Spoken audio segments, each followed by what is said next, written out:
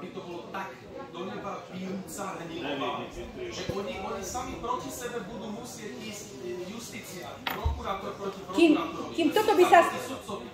Idú veci tak rýchlo, kým by sa toto stalo, ale predtým rýchlejšie tu prídu úplne iné udalosti. To jednoducho sa musia veci riešiť na tej úrovni, tak ako sú teraz, od toho je tu generálny prokurátor.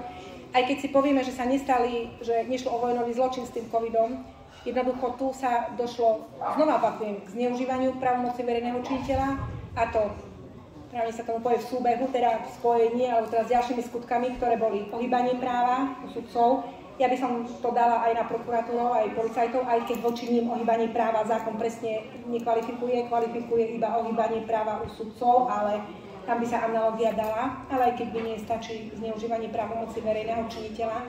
Potom sú tam tie trestné činy proti ľudskosti, tie sa dajú veľmi nádherne nakvalifikovať, čo sa týkalo nútenia ľudí, dusiť sa a násilia voči ním, lebo sa nedusili. A potom je tam ten trestný čin tej sabotáže.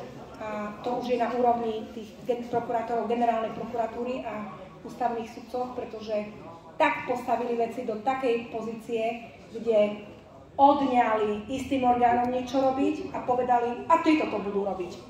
Ale túto právomoc nemá ani generálny prokurátor, ani ústavný sudca.